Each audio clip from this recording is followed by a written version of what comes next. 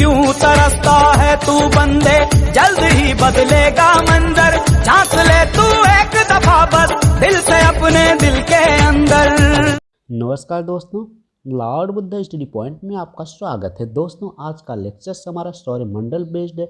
यह सौरमंडल की दूसरी कक्षा। इस लेक्चर्स में हम लोग देखेंगे कि जो ऑब्जेक्टिव प्रश्न, वैकल्पिक प्रश्न सौरमंडल पे कौन कौन से हो सकते हैं और किस तरह के होते हैं। यह वैकल्पिक प्रश्न विभिन्न प्रकार की परीक्षाओं में विशेष उपयोगी होते हैं। और सौरमंडल में जो सूर्य है, सूर्य का संघनन, सूर्य किससे किन गैसों से मिलकर बना है, फिर सूर्य की हम लोग रूपरेखा देखें तो वास्तव में क्या है। तो हम लोग देखें जो पहला प्रश्न है, जो ऑब्जेक्टिव प्रश्न है, पहला प्रश्न हम लेके आए कि सूर्य के संगठन में सहायक गैस कौन है। अर्थात ये कहें कि सूर्य के में जो मुख्य रूप से कौन कौन सी गैसें होती हैं। तो सूर्य के में जो मुख्य रूप से गैसें होती हैं, वास्तव में अगर हम लोग कहें तो जो सूर्य होता है, तो जो सूर्य कैसे बनता है। सूर्य जो होता है वायुमंडल में जो हाइड्रोजन गैसों का मेघ होता है, उनमें परस्पर आकर्षण बल लगता है, जिसकी वजह से एक दूसरे से संघनित होना प्रारंभ करते हैं। जब वो एक दूसरे करीब होते हैं तो उनमें नाभिकीय संलयन की प्रक्रिया प्रारंभ हो जाती है, जिससे हाइड्रोजन गैस हीलियम परिवर्तित होना शुरू कर देता है। आप लोग जानते हैं कि नाभिकीय संलयन में एक पर्याप्त ऊर्जा निकलती, वही ऊर्जा हमको सूर्य के माध्यम से पृथ्वी पर प्राप्त होती है। तो इस तरह से अगर हम लोग देखें कि सूर्य के संगठन में कौन कौन सी गैसें हैं, तो सूर्य के में जो संगठन, उसमें मुख्य रूप से दो ही गैसें होती हैं। अगर हम लोग पहले ऑप्शन की बात करें, हाइड्रोजन और CO2, तो ये नहीं होगा। हीलियम और ऑक्सीजन, ये नहीं होगा। हीलियम और नाइट्रोजन, ये भी नहीं होगा। अभी हम कहें कि हाइड्रोजन और हीलियम, तो अर्थात ऑप्शन से हमारा डी सही होगा, यही हमारा अभिष्ट आंसर होगा। तो हम लोग आइए अगले प्रश्न पर चलते हैं। तो अगला प्रश्न हमारा गिवन है कि अगले प्रश्न में देखते हैं कि क्या दिया है। तो अगला प्रश्न दिया है, सूर्य के मध्य भाग को क्या कहते हैं। अगर हम लोग देखें तो सूर्य के मध्य भाग को क्या कहेंगे। तो जो सूर्य का अगर हम देखें तो उसका संघनन एक केंद्रीय भाग होता है, एक क्रोड होता है।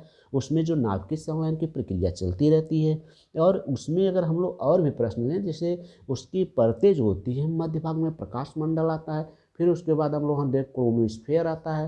यानी अगर हम लोग देखें तो जो प्रकाश मंडल है, जिसको हम लोग कहते हैं फोटोस्फीयर, फिर क्रोमोस्फीयर, फिर कोरोना होता है। उसका इसका मतलब उसके 3 सतहें होती हैं। मध्य भाग में सबसे देखा जाए तो मध्य भाग का जो मंडल होता है वो प्रकाश मंडल होता है। तो हमको जो मध्य भाग का जो भाग होता है वह सूर्य का मुख्य रूप से प्रकाश मंडल होता है। अर्थात अगर हम लोग देखें तो इस ऑप्शन में दिया समताप मंडल, प्रकाश मंडल, वर्ण मंडल, स्थल मंडल। तो जो हमारा आंसर होगा ऑप्शन बी के साथ जाएगा। अर्थात सूर्य के मध्य भाग को क्या कहते हैं, प्रकाश मंडल कहते हैं। तो आइए हम लोग और अगला प्रश्न लेते हैं कि अगले प्रश्न में क्या दिया है। अगला प्रश्न हमारा क्या है, तो अगले प्रश्न में अगर देखें तो अगले प्रश्न में गिवन है कि सूर्य के ऊपरी भाग को क्या कहते हैं। मतलब सबसे ऊपरी भाग तो होता है कोरोना, जो हमको सूर्य के से दिखाई नहीं देता है। तो जो उस भाग को हम लोग न लेकर के सबसे ऊपरी भाग को हम लोग वर्ण मानते हैं। कहीं कहीं प्रकाश मंडल भी माना जाता है ना। लेकिन हमारा जो सूर्य होता है, तो सूर्य के बीच में जो एक क्रोड होता है, क्रोड के बाहर जो हमारी संरचनाएं होती हैं इस तरह से। तो यहाँ पर जो हमारा जो होता है फोटोस्फीयर होता है, इसके बाद हमारा जो होता है ये वाला भाग, इसको क्रोमोस्फीयर कहते हैं, अर्थात तो वर्णमंडल कहते हैं। और ऊपर वाला जो प्रकाश हमको दिखाई नहीं देता है, यह प्रकाश, इस चीज़ को हम लोग क्या कहते हैं, इसको हम लोग कहते हैं कोरोना, अर्थात तो सूर्य मुकुट कहलाता है। अगर हम लोग इसकी बात करें, इसमें जो आंसर्स होगा, तो जो ऑप्शन जो होगा इस प्रकाश मंडल वर्णमंडल, तो आंसर्स वर्णमंडल होगा। आइए हम लोग अगला प्रश्न लेते हैं कि अगले प्रश्न में देखते हैं कि क्या गिवन है। तो जो अगला प्रश्न हमारा है,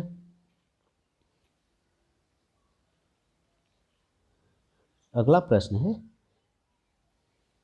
सूर्य सदैव पूर्व में ही क्यों निकलता है।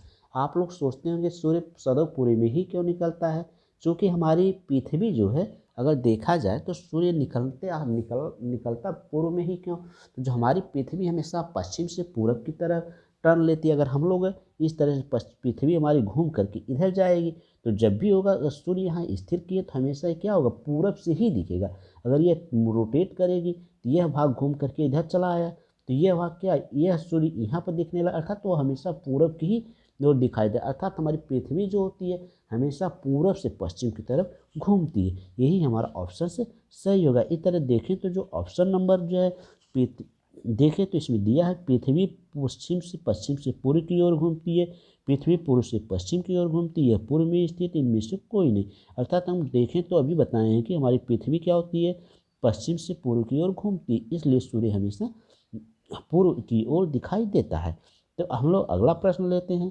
तो अगला प्रश्न देखें तो अगला प्रश्न में नॉर्वे में अर्धरात्रि के समय सूर्य कब दिखाई देता है। तो हम नॉर्वे में बात करें कि नॉर्वे में अर्धरात्रि के समय सूर्य 21 जून को दिखाई देता है। तो हमारा ऑप्शन से जो होगा सी सही है। तो हम लोग अगला प्रश्न लेते हैं कि अगले प्रश्न में गिवन है कि अगला प्रश्न दिया कि एक ग्रह की अपनी कक्षा में सूर्य से अधिकतम दूरी को क्या कहते हैं। जब एक ग्रह होती है सूर्य से, उसका पथ जो होता है, जैसे यह सूर्य है, सूर्य में जो होता है पथ ऐसे होता है। कभी यह सूर्य के बहुत ग्रह जो घूमती है, सूर्य कभी बहुत दूर चली जाती है तो कभी पास आ जाती है। तो जब सूर्य की ये स्थिति बनती है अर्थात वह दीर्घ वृत्ताकार पथ में घूमते रहते हैं ग्रह। तो जो सूर्य के चारों, जब यही ग्रह जब सूर्य से काफ़ी दूर चले जाते हैं, इस स्थिति को हम लोग उपसौर कहते हैं। और जब काफ़ी नज़दीक आ जाते हैं अर्थात यहाँ पे आ जाते हैं, इसको हम लोग कहते हैं, इसको नज़दीक आते हैं तो उसको उपसौर कहते हैं, जब दूर चले जाते हैं उसको अपसौर कहते हैं। इसमें दिया है कि सूर्य की ग्रह अपनी कक्षा में सूर्य से अधिकतम दूरी को क्या कहते हैं। तो जो सूर्य से अधिकतम दूरी यहाँ पहुँचती इसको हम लोग अपसौर कहते हैं, अर्थात हमारा ऑप्शन बी सही होगा। तो हम लोग अगले प्रश्न की ओर चलते हैं। तो अगला प्रश्न हमारा गिवन है कि वही पिछला प्रश्न है कि ये एक ग्रह की अपने कक्षा में सूर्य से न्यूनतम दूरी को क्या कहते हैं। अर्थात अगर ग्रह सूर्य का चक्कर लगाते सूर्य के सबसे करीब आ जाए, उस दूरी को, उस स्थिति को हम लोग क्या कहते हैं, उस स्थिति को अभी बताए थे उपसौर कहते हैं, अर्थात हमारा ऑप्शन ए सही होगा। तो अगर हम लोग ऑप्शन ए सही होगा, इस तरह से अगर हम लोग बताएं, अगला प्रश्न लेते हैं। तो अगले प्रश्न में देखें तो अगला प्रश्न गिवन है कि हम अगले प्रश्न की बात करते हैं, निम्नलिखित में से किनके बीच औसत दूरी को खगोलीय एकक कहा जाता है। अर्थात हम लोग ये कहें कि खगोलीय इकाई किसे कहते हैं। अर्थात हम लोग ये, तो हम लोग देखते हैं कि जो हमारी एक माप होती है, तो जिसको हम लोग खगोलीय इकाई कहते हैं। खगोलीय इकाई जो मतलब जो मैक्सिमम दूरी होती है पृथ्वी और सूर्य के बीच जो दूरी होती है, उसी को हम लोग खगोलीय दूरी कहते हैं। अर्थात जब भी हम नापते हैं पृथ्वी से सूर्य की दूरी, तारे की दूरी, तो हम पृथ्वी और सूर्य के बीच की दूरी की तुलना करके तारों के बीच की दूरी कैलकुलेट करते हैं। यही हमारी खगोलीय दूरी कहलाती है। अर्थात अगर हम लोग देखें तो यह औसत दूरी को खगोलीय एकक, जो पृथ्वी और सूर्य के बीच जो दूरी, उसी को खगोलीय दूरी एकक कहती है। आइए हम लोग अगला प्रश्न लेते हैं। अगले प्रश्न में गिवन है कि मध्यरात्रि सूर्य का क्या अर्थ है। मध्यरात्रि सूर्य का क्या अर्थ है। अर्थात हम लोग देखें तो मध्यरात्रि सूर्य का अर्थ है, जो वृत्त होता है पृथ्वी होती है, जब इस तरह पृथ्वी क्या होती है, विषुवत रेखा, विषुवत रेखा से अगर यह जो ध्रुवीय वृत्त है, ध्रुवीय वृत्त के पास अगर सूर्य अधिक देर तक चमकता है तो इसको हम लोग क्या कहते हैं, मध्यरात्रि सूर्य। अर्थात यहाँ पर मध्यरात्रि सूर्य का मतलब कि यह जो इन क्षेत्रों बीच वाली एरिया, जैसे विषुवत रेखा हुई, कर्क रेखा हुई, मकर रेखा, इनके बीच रात रहती है और ऊपर वाले हिस्से में, ऊपर वाले में क्या होता है, उजाला होता है, ध्रुवों पर क्या होता है, दिन होता है। इसी चीज़ को हम लोग कहते हैं मध्यरात्रि सूर्य। अर्थात सूर्य का ध्रुवीय वृत्त से देर तक चमकना, अगर हम लोग कहें तो सूर्य का ध्रुवीय वृत्त पर देर तक चमके तो इसी को हम लोग कहेंगे मध्यरात्रि सूर्य। हम लोग अगला प्रश्न लेते हैं, देखते हैं कि अगले प्रश्न में क्या गिवन है। अगले प्रश्न में दिया मध्यरात्रि का सूर्य किस क्षेत्र में दिखाई देता। हमारा पीछे वाला ही क्वेश्चन है, इसमें देखें लिखा कि भूमध्य सागरीय क्षेत्र में, नहीं, इसमें नहीं हो सकता है। भूमध्य रेखीय क्षेत्र, इसमें भी नहीं हो सकता। आर्कटिक क्षेत्र, जापान से पूर्व, इसमें भी नहीं हो सकता, क्योंकि आर्कटिक क्षेत्र या अंटार्कटिक क्षेत्र हमेशा ध्रुवीय क्षेत्र होता है, इसीलिए जो मध्यरात्रि सूर्य इसी क्षेत्र में देखा जा सकता, आर्कटिक क्षेत्र में देखा। अर्थात हमारा ऑप्शन जो सी सही होगा। आइए हम लोग अगले प्रश्न की बात करते हैं। अगला प्रश्न गिवन है कि अगले प्रश्न में दिया सूर्य में काला धब्बा क्या है। सूर्य में काला धब्बा, तो आप लोग देखे होंगे कि सूर्य में आप ऐसे तो नहीं दिखता है, लेकिन जब आप लोग पढ़ेंगे या फिर देखा जाता तो उसमें कहीं कहीं हल्का हल्का काले धब्बे दिखाई देते हैं। तो ये हम लोग टेलीस्कोप से अगर देखें बहुत करीबी तो देखें तभी पता चल सकता है। लेकिन ये सूर्य में काला धब्बा क्या है। तो जो सूर्य होता है, सूर्य की जो क्रोमोस्फेयर होता है, उसमें जो होता है कि जो उनकी जो लहरें होती है, जो परमाणु होती है, उनमें क्या होता है कि हलचल पैदा होती है और तेज़ी से क्या होता है कि जब हलचल पैदा होती है तो वहाँ से कुछ लहरें जो सूर्य के क्षेत्र को, सूर्य के कोरोना भाग, सूर्य के कोरोना या सूर्य के हम लोग कहें कि क्रोमोस्फेयर्स भाग को छोड़कर बाहर निकल जाती, जहाँ निकलती, जहाँ से लहरें, जो परमाणु वाली एरिया क्या होती है, खाली हो जाती है, वहाँ टेम्परेचर कम हो जाता है और उस एरिया में क्या होता है कि हल्का हल्का काला दिखाई देने लगता है। वहाँ से प्रकाश का विकिरण बहुत कम होता है। इस उस भाग को हम लोग कहते हैं काला धब्बा। तो वही काला धब्बा जो होता है, तो देखिए उसमें काला धब्बा क्या है, सूर्य में एक बड़ा काला छेद होता है, ये भी नहीं है। देखिए तीन तीन के दौरान अभी ऊर्जा के स्रोत हैं।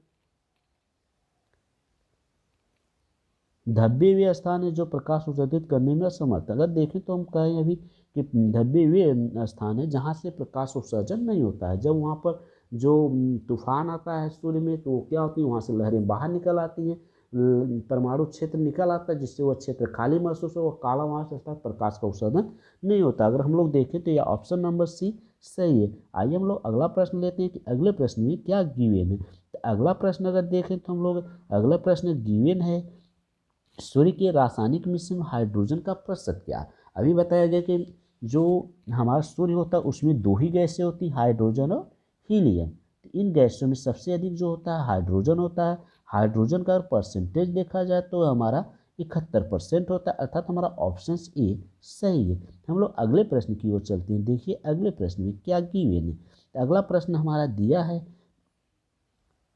सौर पृष्ठ पर लगभग कितना तापमान होता है। जो सूर्य चमकता है तो उसके पृष्ठ पर तापमान कितना होता है। अगर हम लोग पृष्ठ की बात करें अर्थात क्रोमोस्फेयर की बात करें, क्रोमोस्फेयर पर उसका तापमान जो होता है पृष्ठ पर 6000 डिग्री सेल्सियस दिया, 800 डिग्री सेल्सियस, 600 डिग्री सेल्सियस, 1000 और 6000। तो जो सूर्य का क्रोमोस्फेयर भाग है उसमें जो तापमान होता है सूर्य के पृष्ठ पर तापमान 6000 डिग्री सेल्सियस, लेकिन जो किरण काला धब्बा सूर्य पर दिखाई देता है उस पर जो तापमान मिनिमम होता है लगभग 1500 डिग्री सेल्सियस होता है। तो आइए हम, अर्थात हमारा ऑप्शन सी सही है। हम लोग अगला प्रश्न लेते हैं। तो हमारा प्रश्न नंबर 14 है। देखिए इसमें क्या दिया है, सूर्य की सतह पर हाइड्रोजन के अलावा दूसरा कौन सा तत्व बहुतायत से पाया जाता है। तो अगर हाइड्रोजन, सूर्य की सतह पर हाइड्रोजन के अलावा, कह रहा है कि हाइड्रोजन के अलावा कौन सा तत्व बहुतायत से पाया जाता है। तो हम लोग देख रहे हैं कि सूर्य में मुख्य रूप से दो ही गैसें होती है, एक हाइड्रोजन होता है, एक हीलियम होता है। जब हाइड्रोजन के अलावा करा तो इसका मतलब हमारा बचा क्या, हीलियम, अर्थात हमारा ऑप्शन ए सही है। तो इस तरह से हमारा अगला प्रश्न लेते हैं। अगले प्रश्न में गिवन है कि सूर्य का प्रकाश पृथ्वी तक पहुंचने में कितना समय लेता है। दिया है कितना समय लेता है। अगर हम लोग कहें कितना समय लिया तो कितने मिनट का समय लेता है, अगर यहाँ मिनट लिख दिया जाए तो और उचित होगा। तो ये मिनट, अब देखिए इसमें दिया 8.3 मिनट, 7.3 मिनट, 9.4 मिनट, ये 10 मिनट। अगर हम लोग देखें तो जो सूर्य का प्रकाश पृथ्वी तक आने में 8 मिनट 20 सेकेंड का समय लगता है। अगर हम लोग इस चीज़ की बात करें तो अगर हमारा 20 सेकेंड है, इसको अगर हम लोग पॉइंट में कन्वर्ट करते हैं तो ये वैल्यू लगभग 0.3 के बराबर, अर्थात हमारा 8.3 मिनट का समय लेगा, अर्थात हमारा ऑप्शन ए सही है। हम लोग अगले प्रश्न की ओर चलते हैं। अगला प्रश्न क्या है। अगला प्रश्न गिवन है कि बुध ग्रह में एक वर्ष में दिनों की संख्या कितनी होती है। जैसे पृथ्वी पर दिन हमारे 365 दिन होते हैं पूरे एक वर्ष में, उसी तरह बुध पर दिनों की संख्या जो है वह होती है, अगर हम ऑप्शन दिए, ऑप्शन में दिया है, पहला दिया है 300, ये नहीं होगा, और 56 दिया, ये भी नहीं होगा, 36 ये भी, अर्थात ऑप्शन डी जो दिया 88, यही हमारा ऑप्शन सही, अर्थात बुध ग्रह पर एक वर्ष में दिनों की संख्या 88 दिन होती है। हम लोग अगला प्रश्न लेते हैं। अगले प्रश्न में देखें तो जो हम लोग प्रश्न संख्या 16 होना चाहिए, बट ये लिख दिए हैं 15 है। तो हम देखें इसमें जो किस ग्रह में चंद्रमा की तरह कलाएँ होती हैं। चंद्रमा की तरह कलाएँ अर्थात तो कौन सी ग्रह जिसका रूप परिवर्तित होता रहता है। अगर देखें तो वह हमारा जो ग्रह है वह ग्रह हमारी है, ऑप्शन बी सही होगा, मंगल बुध बृहस्पति शनि, अर्थात हमारा बुध ऐसी ग्रह है जिसकी चंद्रमा की तरह आकृति बदलती रहती है, चंद्रमा की तरह उसमें बदलाव आते रहते हैं। आइए हम लोग अगला प्रश्न लेते हैं। अगले प्रश्न में दिया है कि निम्नलिखित में से कौन से ग्रहों के चारों ओर घूमने वाले उपग्रह न होंगे। अर्थात हम लोग देखें कि कौन से ऐसे ग्रह हैं कि जिसके चारों मतलब ग्रह के चारों ओर जो घूमते हैं उनको उपग्रह कहते हैं।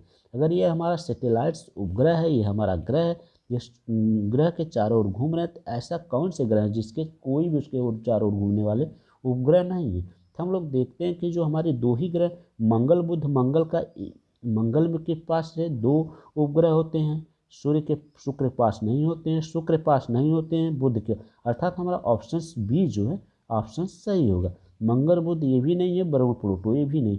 अर्थात हम लोग कह लें देखें तो हमारा ऑप्शन जो है ये हमारा ऑप्शन बी सही होगा। फिर हम लोग अगले प्रश्न की ओर चलते हैं। अगले प्रश्न में गिवन है निम्नलिखित में से कौन सा ग्रह सूर्य के चारों ओर का सबसे कम समय में चक्कर लगाता है। अगर हम लोग देखें जो सूर्य का अगर इस तरह है, सूर्य के जो सबसे करीब होगा वह एक छोटे से पथ पर चक्कर लगाएगा और ये इसको लगाने में बहुत ही कम समय लगता है। अर्थात हम लोग देखें तो सूर्य के सबसे करीब ग्रह बुध है और बुध को सूर्य के चारों ओर चक्कर लगाने में सबसे कम समय लगता है। अर्थात हमारा ऑप्शन से बुध, शुक्र, पृथ्वी, मंगल, अर्थात हमारा ऑप्शन ए सही होगा। तो हम लोग अगला प्रश्न लेते हैं। अगले प्रश्न की ओर चलते हैं। तो अगला प्रश्न गिवन है कि सबसे तीव्र गति से सूर्य का चक्कर लगाने वाला ग्रह कौन है। तो सबसे तीव्र गति अर्थात सबसे जल्दी जो चक्कर लगाता है, इसमें भी और ऑप्शन देखा जाए बुध, पृथ्वी, बृहस्पति, शनि, ये ऑप्शन दिए हैं 4। इन ऑप्शन में सबसे सूर्य के सबसे चारों सबसे तीव्र गति से चक्कर लगाने वाला ग्रह अगर तो ये भी ऑप्शन हमारा ए के साथ जाएगा। अर्थात हमारा ऑप्शन ए सही है। आइए हम लोग अगला प्रश्न लेते हैं। अगले प्रश्न में गिवन है कि निम्न में से किस ग्रह की परिभ्रमण गति सबसे अधिक है। अर्थात सूर्य के चारों ओर चक्कर सबसे जल्दी लगा लेती है, तो परिभ्रमण गति अर्थात सूर्य के ओर चारों ओर चक्कर लगाने वाली गति को उसको हम लोग कहते हैं परिभ्रमण गति। इसी को हम लोग देखें कि बुध पृथ्वी के सबसे करीब है, शुक्र उसके बाद है, पृथ्वी उसके बाद मंगल, फिर बृहस्पति। अर्थात अगर हम लोग देखें तो सूर्य के सबसे करीब बुध है और बुध ही जो पृथ्वी की परिभ्रमण गति सबसे अधिक होती है। तो आइए हम लोग अगला प्रश्न लेते हैं। अगले प्रश्न में दिया है कि निम्न में से किस ग्रह का अक्षीय झुकाव सबसे अधिक होता है। तो हम लोग देखते हैं कि जो हमारा अरुण ग्रह होता है वह लगभग जो झुकाव इस तरह से है, इसका ये घूमता जो है वह सीधे सीधा था, तो वो लेटी इस तरह से घूमता है, इसको हम लोग लेटा हुआ ग्रह कहते हैं। इसका झुकाव सबसे अधिक होता है, बट हमारा ऑप्शन पर डिपेंड करता है वो प्रश्न कैसे गिवन है। दिया कि पृथ्वी बुध किस ग्रह का अक्षीय झुकाव सबसे अधिक है, बुध, पृथ्वी, बुध, प्लूटो और शनि। तो हमारा अरुण ग्रह नहीं है, तो इसमें जो सबसे अधिक ज़्यादा झुकाव कहा जाएगा तो सबसे अधिक झुकाव जो है पृथ्वी होगा। पृथ्वी का झुकाव कितना होता है 23 डिग्री सेल्सियस, 23 डिग्री होता है। तो यह जो पृथ्वी का अक्षीय झुकाव होता है। तो आइए हम लोग अगला प्रश्न लेते हैं। तो इस तरह से हम देख रहे हैं कि हमारा यह लेक्चर्स 20 प्रश्नों का लेक्चर्स खत्म हो। अगर यह लेक्चर्स आप लोगों को पसंद आए तो इस लेक्चर्स को लाइक करिए, सब्सक्राइब करिए, शेयर करिए। देखने के लिए धन्यवाद।